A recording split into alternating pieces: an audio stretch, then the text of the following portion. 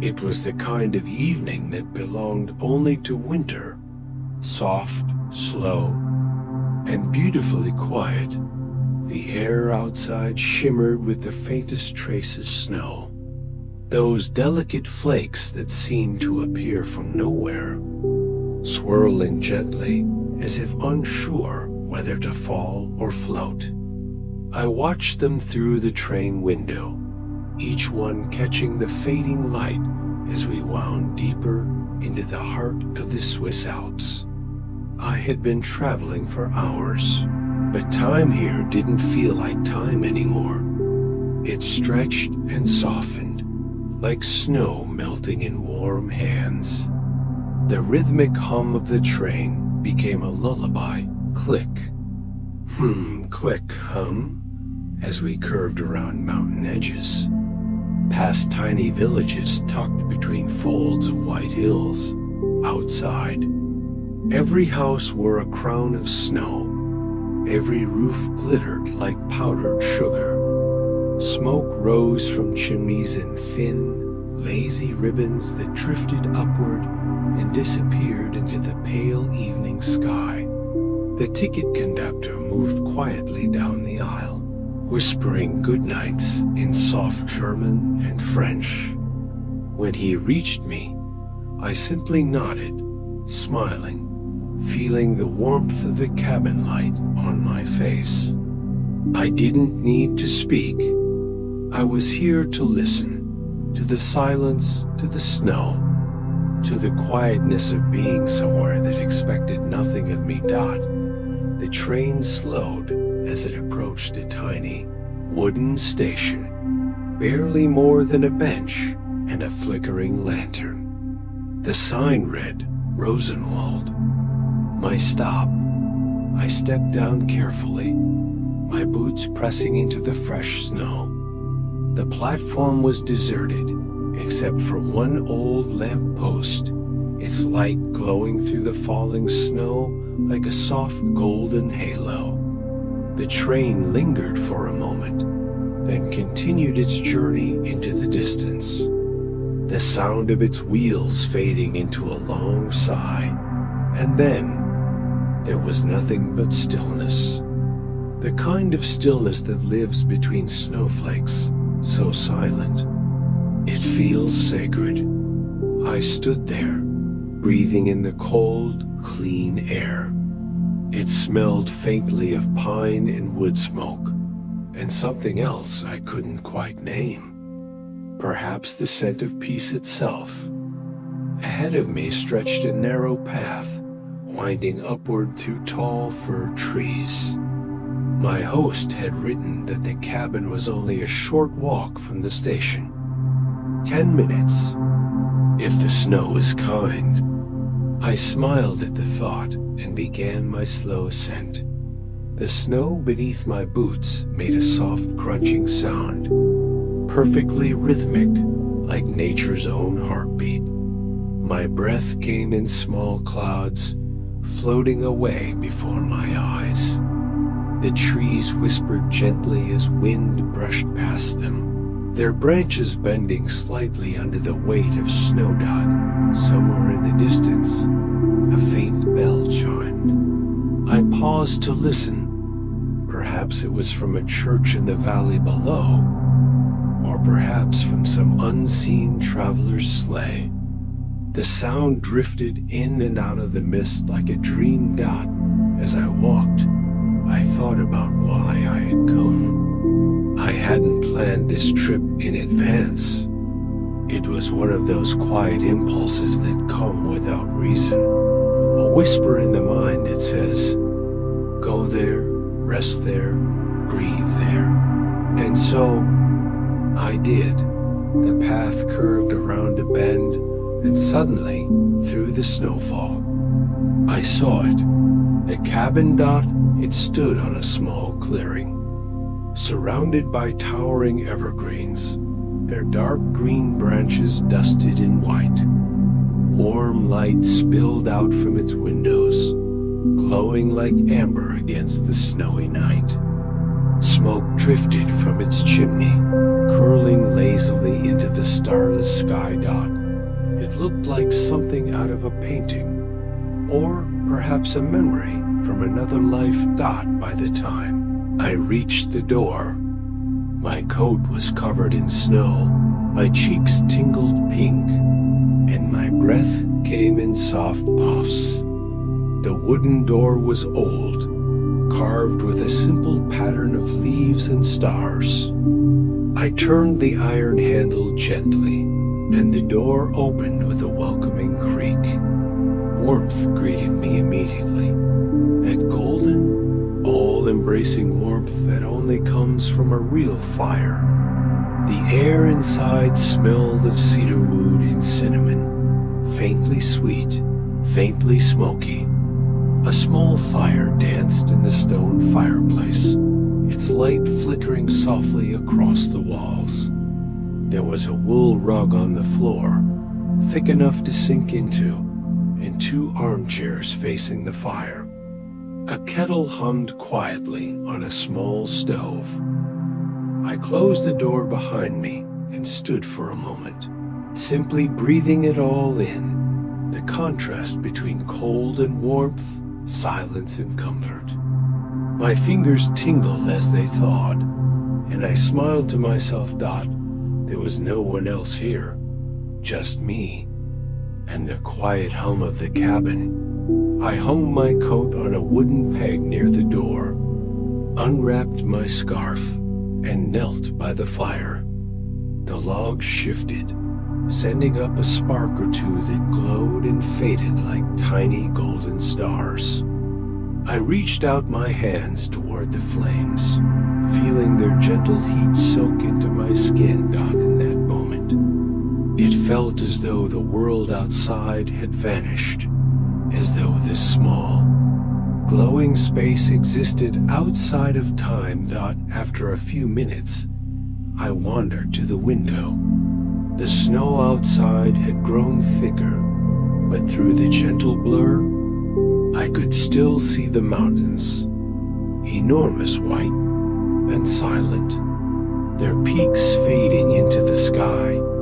Each flake that landed on the glass caught the light for just a moment before melting away, a quiet reminder of how fleeting beauty can be. I made myself a cup of tea from the kettle, its steam curling upward like a ghost of warmth. The tea tasted faintly floral, lavender and chamomile. Maybe, and I let it sit on my tongue before swallowing, savoring the stillness. Somewhere deep in the walls, I thought I heard a sigh, soft, almost human. It could have been the wind or the wood settling as the temperature changed. But part of me liked to imagine that the cabin itself was alive, breathing, listening, dreaming. As I settled into the armchair by the fire, a wave of calm washed over me, the kind of calm that doesn't come from quietness alone, but from being seen by a place, welcomed by it. I picked up a small journal from the wooden table beside me. Its leather cover was worn smooth, the pages inside filled with handwriting, notes from travelers who had come before me, stayed through the storm. The mountains sang that night. The snow fell so softly, I could hear it land. Dreams came easily here. I closed the journal gently, my fingers resting on its cover. The fire crackled softly, and I let my eyes close for a moment.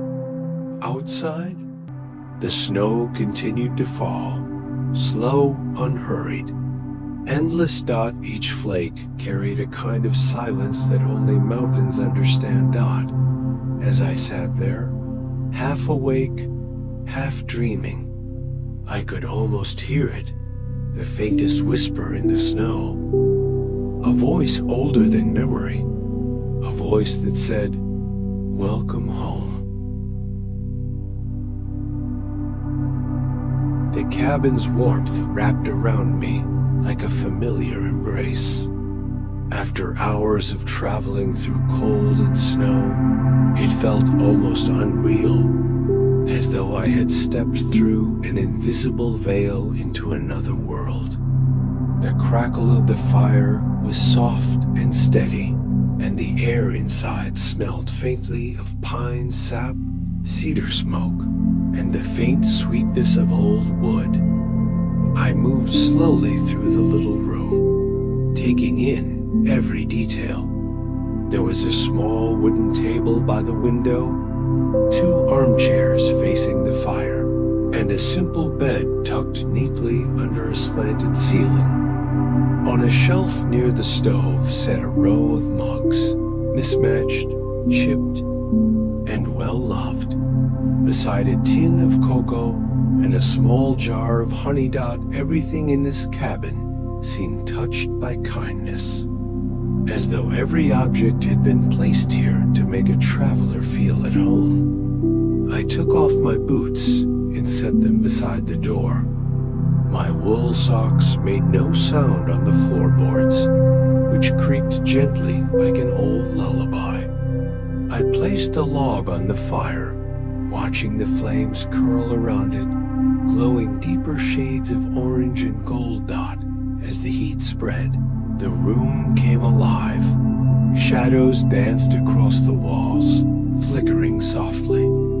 The flames made shapes that almost looked like figures telling stories of their own. I filled the kettle again and placed it on the stove, its metallic hum joining the chorus of warmth and stillness. Steam began to rise, curling slowly into the air. When the tea was ready, I poured it into one of the old mugs. The porcelain was warm beneath my hands. I sat down by the window, pulling a blanket around my shoulders, and took the first sip. It tasted of chamomile and lavender, a calm flavor, soft and floral. I could feel the warmth spread down my throat, loosening the last traces of the cold. Outside, the world was pure white. The snow fell more thickly now, swirling in lazy circles under the glow of the lantern near the path.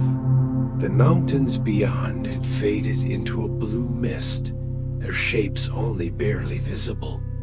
It was the kind of snow that muffled all sound, as though the entire valley had fallen into a gentle sleep.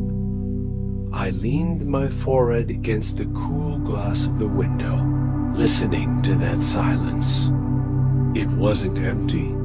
It was full, deep, alive. The silence of the mountains wasn't absence, but presence. A calm that held everything. For a long time, I simply sat there, breathing slowly, matching the rhythm of the falling snow. And then, from somewhere behind me, came a faint sound, a low creak, followed by a soft thump. I turned my head. Near the old bookshelf, a small object had fallen to the floor. I walked over and picked it up. It was a book, a weathered, cloth-bound journal with its corners frayed and edges golden with age. When I opened it, the scent of old paper filled the air, that sweet, dusty smell of time itself. The first page was blank, but on the second, there was handwriting, neat, slanted, written in dark ink that had faded slightly. For those who find this cabin, you are not alone. The mountains know your name. I smiled softly, unsure whether it was meant as poetry or truth. In a place like this, the line between the two seemed to blur. I turned another page. It was filled with short entries, travelers who had stayed here long before me. Each one described the same kind of stillness, the same sense of being watched over by something quiet and benevolent. The wind spoke tonight, one note read. It said sleep. A shadow moved across the snow, said another. But when I looked closer, it was light. Their words were calm, never fearful, just full of awe. As I read, the firelight flickered brighter, as though listening too. I felt that same strange warmth, the sense that this cabin was not just a shelter, but a listener.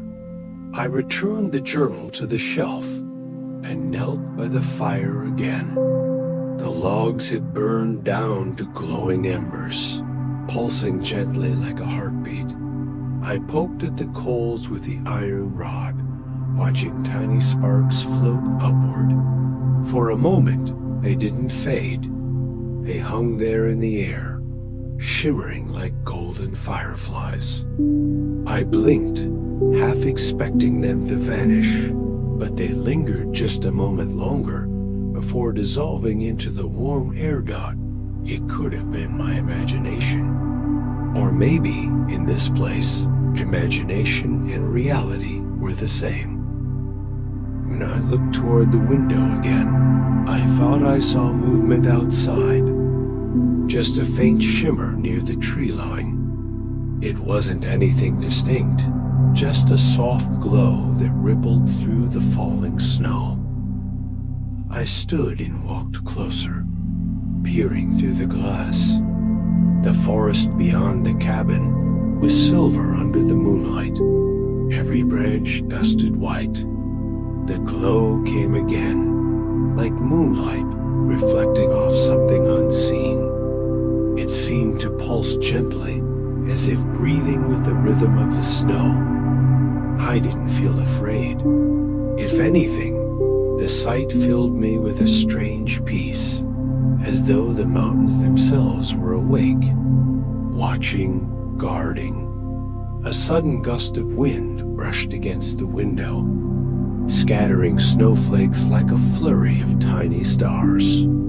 They danced across the glass, swirling in small, playful patterns before melting away. I laughed softly, setting my hand against the pane. The snowflakes gathered around it, almost as if they recognized the touch, then slowly faded into water droplets. The mountains outside remained silent, timeless, vast, and yet I could feel their presence. A low hum began to fill the air, not a sound exactly, but a feeling. It was the sound of warmth, of peace, of something ancient breathing all around me. I returned to the armchair, curled beneath the blanket, and let my eyes rest on the fire once more. Each crackle seemed to tell a story. Each flame seemed to whisper a word. The room glowed softly, shadows stretching long and smooth across the floor. The air felt thick with calm, the kind of calm that seeps into your bones, slowing every thought, every heartbeat. I took one more sip of tea and placed the mug aside. The fire hissed gently, the wind sighed through the chimney, and the old wooden clock above the door ticked in slow, even beats. I let my gaze drift upward to the rafters. The ceiling beams glowed softly in the firelight.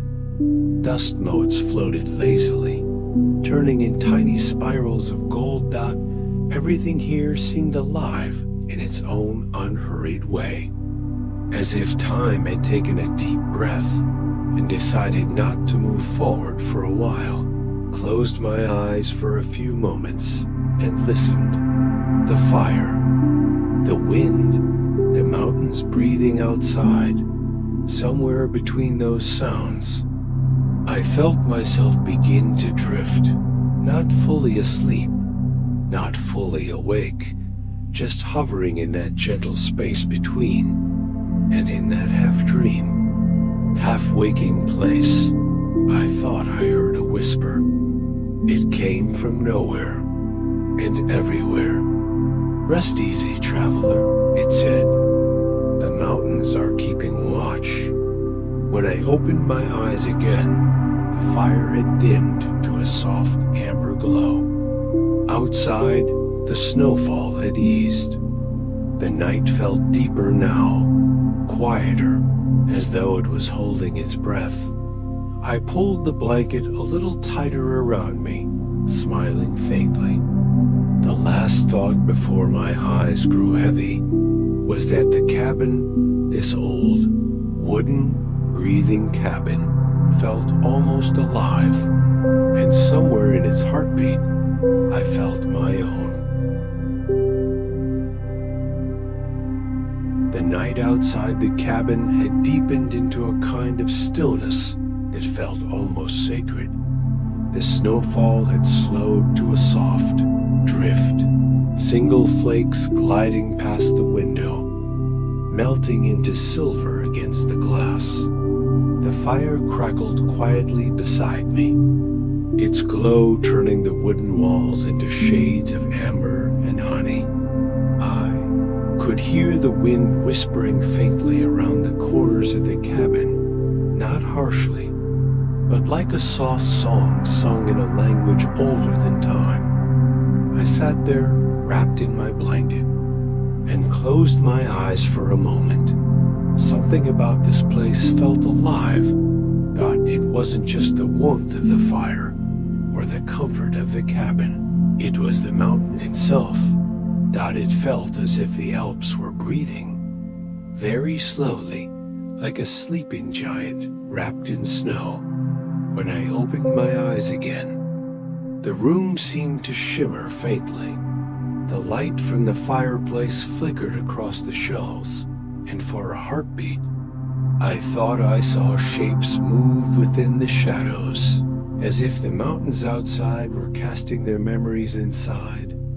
I blinked once, twice, and then I heard it, a soft murmur, almost like wind, but different, gentler, a voice, at first.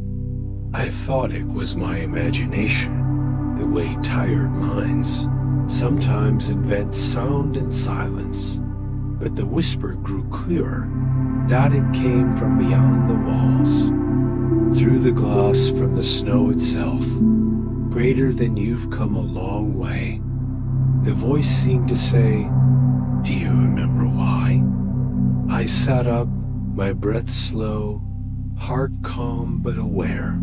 The fire didn't flicker with alarm. It burned steady and patient, as if expecting this. I stood and walked toward the window. Outside, the snow reflected the faint glow of the moon. The peaks rose high, soft white silhouettes under a sky full of scattered stars. And for the first time, I noticed a faint shimmer near one of the distant slopes, a soft blue glow, pulsing like a heartbeat. The mountains seemed to breathe again. Each exhale of wind carried the faintest notes of music, not human, not earthly, but tender and slow, like strings played by the air itself. I leaned closer to the window, eyes half closed, and listened. Memories began to drift through me, not from my own life, but older. Images of travelers crossing these very peaks centuries ago. Whispers of shepherds, monks, wanderers, all resting beneath the same stars. Each voice carried a story, and together they formed a quiet hymn of belonging. It was then I realized something. The mountains were not cold or lonely. They were alive with memory, cradling the dreams of everyone who had ever sought peace among them. The whisper came again, softer now, like a lullaby. Greater than rest easy, traveler. The mountain remembers kindness. The mountain remembers peace. I smiled, a slow, sleepy smile, and felt warmth spread through me that had nothing to do with the fire The glow from the far-off slope faded gently, merging back into the starlit snow dot outside. The wind sighed one last time and settled into silence. I turned back toward the fireplace, feeling lighter, quieter, as if something within me had unclenched. I refilled my cup with warm tea and sat again, letting the steady sound of the crackling logs soothe me back into stillness. The cabin had become more than a shelter dot. It felt like part of the mountain, a beating heart within it dot, and as I leaned back, half dreaming, I could still hear those faint whispers weaving through my thoughts, reminding me that I was not alone, that every breath of wind and fall of snow carried stories of those who came before, and those who would come after. The last sound I heard before sleep drifted close was the softest hum, a mountain sigh, carrying peace through the night. The cabin had grown even quieter now. The fire had settled into a slow rhythm, soft, glowing embers humming their steady warmth. The light no longer danced. It pulsed gently, like a heartbeat echoing through the wooden walls. Outside, the storm had passed completely. Only the faint breath of wind moved through the pines, brushing snow from their heavy branches. I sat near the window again, a blanket around my shoulders, and watched the world wrapped in silver and blue. Everything looked peaceful, the kind of peace that doesn't need to be understood, only felt. The moon hung above the peaks, spilling its light across the endless white slopes. Each mountain glowed softly, as if holding its own secret light within. Somewhere far below, a river slept under ice dot. The valley seemed to dream, and I found myself dreaming with it, dot, not of the past or the future, but of moments, small, perfect ones. The sound of crackling logs, the faint scent of pine, smoke, the taste of warm tea on a winter night. I thought of how easily life rushes forward, how rarely we stop to listen, really listen, to silence. Yet here, silence wasn't empty dot. It was full of meaning dot. It carried memories, patience, and understanding, as if the mountains themselves were guardians of time. I closed my eyes and breathed deeply.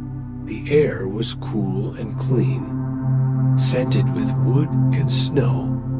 My thoughts slowed, melting into the rhythm of the night.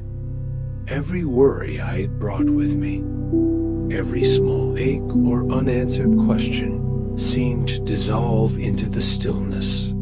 For a moment, I imagined that the mountain's voice, the same one I had heard earlier, was still there, speaking softly beneath the silence, not with words this time, but with feeling, a presence more than a sound dot.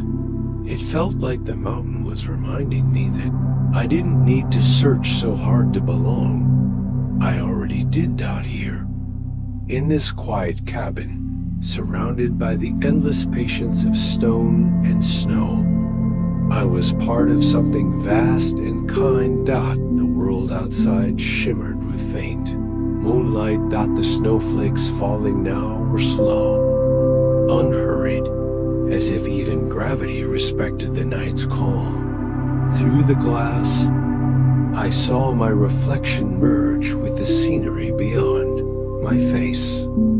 The mountains, the sky, all blurring into one image dot. It made me smile. Softly dot. Time had become a gentle illusion.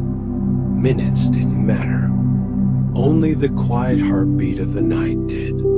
I sipped the last of my tea and listened to the way the cup gently clicked as I set it down. The smallest sounds amplified in the hush. Then, from somewhere far away, a soft hum returned.